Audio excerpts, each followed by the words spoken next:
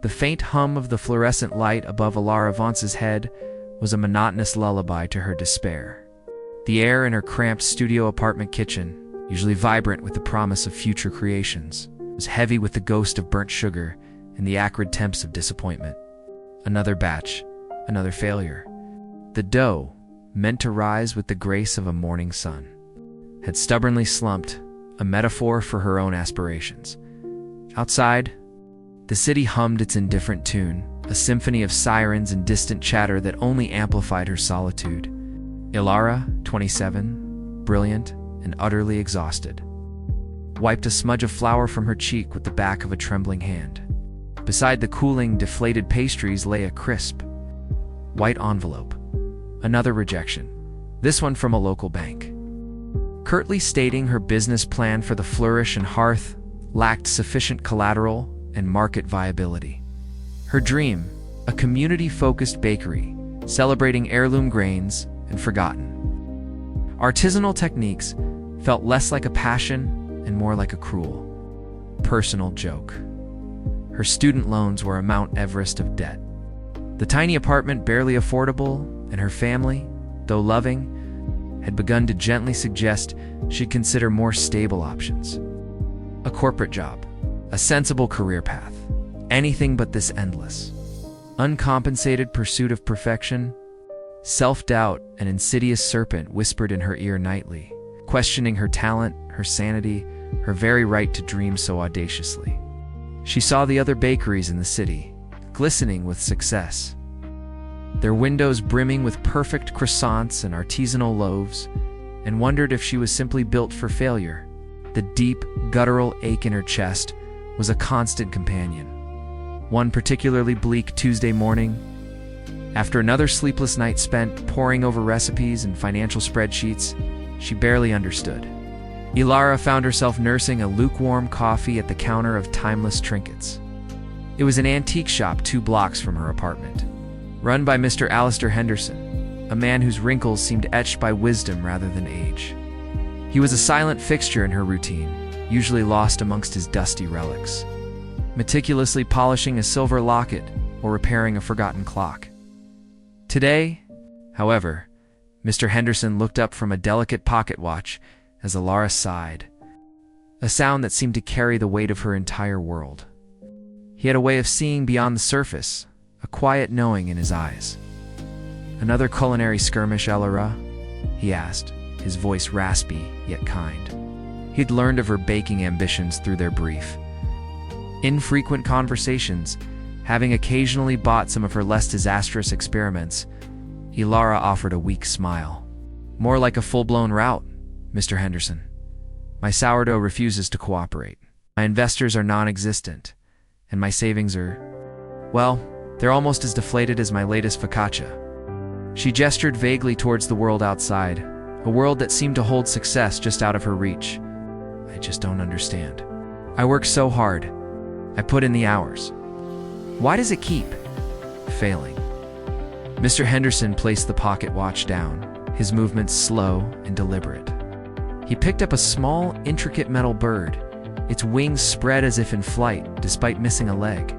He turned it over in his palm, his gaze distant. You know, Elara," he began, his voice soft. "They say Edison tried 10,000 times before he perfected the light bulb. 10,000. He looked at her then, his eyes twinkling. Imagine the discouragement, the frustration, the sheer overwhelming urge to give up, letting the image settle. But he didn't, kept going. Not because he was immune to failure, but because he saw something else entirely. He leaned forward slightly, his gaze warm and deep. He famously said, "I have not failed. I've just found 10,000 ways that won't work. 10,000 ways that won't work, Laura. Not failures, but data points. Each attempt, a lesson learned. Each mistake, a step closer to the solution." The words hung in the air between them, not as a platitude, but as a genuine, heartfelt offering. Elara felt a strange shift within her, a tiny crack appearing in the wall of her despair, letting in a sliver of light. It wasn't about being perfect. It was about being persistent. It wasn't about avoiding mistakes. It was about learning from them. 10,000 ways that won't work, Elara murmured, testing the phrase. It resonated deep within her, a concept so simple, yet so profoundly transformative. It wasn't about avoiding falling. It was about understanding why you fell and how to get back up stronger. That night, Elara didn't bake. Instead, she took out a fresh notebook, its pages blank and inviting. On the first page, she wrote, in bold, determined script, "The Flourish and Hearth, Learning Log." Beneath it, she penned Edison's quote. This wasn't a journal of failures, but a ledger of discoveries. She revisited every failed recipe, every deflated loaf, every soggy crust. She stopped just trying things and started analyzing them. Too much moisture? Not enough proofing time? Yeast past its prime? She researched the science of fermentation, the nuances of different flour proteins, the historical contexts of the heirloom grains she so cherished. She began visiting local farmers markets, not just to source ingredients, to understand the soil, the climate, the hands that cultivated them. Her process became meticulous. She logged every variable: temperature, humidity, precise measurements, the time of day, even her own mood. If a batch went awry, she wouldn't discard it in frustration. She'd taste it, dissect it, identify the flaw, and document it. She wasn't failing. She was refining. She was gathering data points. The learning wasn't confined to her kitchen. Armed with a renewed sense of purpose, Elara sought out knowledge everywhere. She volunteered for free at a beloved local bakery, sweeping floors and washing dishes, just to observe the rhythm of a successful operation, to learn from the seasoned hands of their master baker, a gruff but brilliant woman named Marta.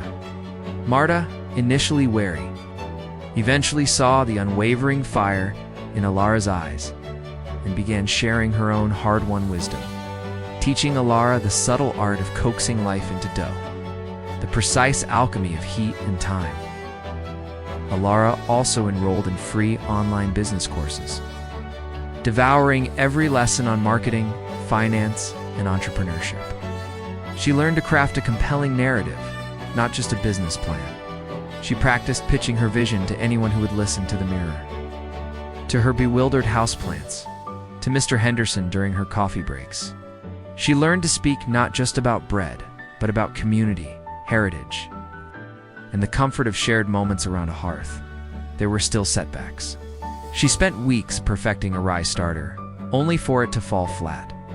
Her initial attempts at securing a microloan were met with polite but firm refusals.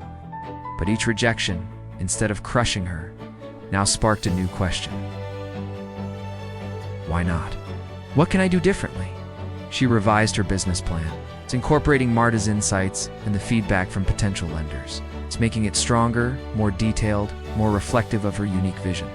She learned to accept no, not as a final judgment, but as an invitation to innovate. Slowly, almost imperceptibly at first, things began to shift.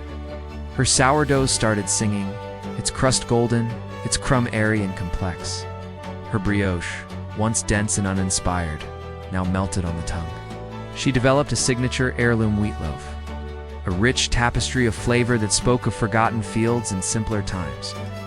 Her learning log was now a thick volume, filled with scribbled notes, diagrams, and small triumphant entries. The failures hadn't vanished, but they were now overshadowed by the growing number of successful experiments. Each small victory, each perfect bake, was a testament to the thousands of ways that hadn't worked. And the one way that finally did? The real turning point came when she secured a small business loan through a community development program. Impressed by her revised plan and her unwavering passion, it wasn't a fortune, but it was enough. She found a small, overlooked storefront on a quiet side street. Its paint peeling, its windows dusty, but with a surprising amount of natural light and, most importantly, a disused brick oven that spoke of history. It was perfect. The renovation was a labor of love, her hands raw from sanding, her back aching from painting. Friends, family, now her most enthusiastic supporters, and even Marta volunteered their time, drawn by Elara's infectious determination. Mr. Henderson, with his keen eye for forgotten beauty, helped her source vintage decor, giving the flourish and hearth a warm, timeless soul. The grand opening day arrived, shrouded in a nervous excitement that made Elara's heart pound like a drum. The aroma of freshly baked bread, warm coffee, and toasted nuts wafted onto the street, drawing curious passersby. The first customer, an elderly woman with kind eyes, bought a loaf of her signature heirloom wheat bread. "It smells like my grandmother's kitchen," she murmured, a tear glistening in her eye. And then the stream began. A young couple, drawn by the rustic charm. A group of students, lured by the promise of excellent coffee and pastries. Mr. Henderson, of course, was there, beaming quietly, sipping a chai tea latte. By noon, the queue snaked out the door. The Flourish and Hearth wasn't just a bakery. It was a sanctuary. It was a place where people lingered, sharing stories over fragrant sourdough and rich dark coffee. Elara, moving among her customers, her hands dusted with flour, her heart overflowing, understood. It wasn't just about selling bread. It was about baking joy, about cultivating community, about sharing a piece of her soul with every creation. Years passed. The Flourish and Hearth thrived, expanding its offerings, becoming a beloved institution in the city. Elara, no longer the self-doubting girl, became a mentor herself, sharing her journey with aspiring entrepreneurs. She learned that the true secret to success wasn't a hidden formula or a sudden stroke of luck. It was the unwavering courage to pick herself up after every fall, to transform every setback into a stepping stone, and to approach every challenge with the spirit of a curious explorer, rather than a defeated soldier. One quiet afternoon, Elara found Mr. Henderson sitting in his usual spot at the counter, a faint smile on his lips as he watched the bustling bakery. She placed a warm, fragrant croissant before him. "Mr. Henderson," she said, her voice soft with gratitude. Edison's quote, "It wasn't just about perseverance. It was about perspective. It taught me that failure isn't the opposite of success. It's a part of the journey towards it.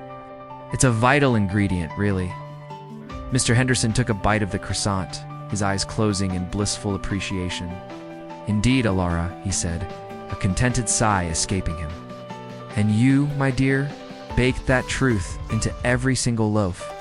The sun, streaming through the bakery windows, cast a warm, golden glow on the bustling scene, illuminating the laughter, the shared moments, and the quiet triumph of a dream finally realized. Elara looked at her bakery, at the vibrant life within its walls, and felt a profound, heartfelt peace. The secret to success, she realized, wasn't a destination. It was the beautiful, arduous journey of learning, loving, and never, ever giving up on the flower-dusted path of your own making.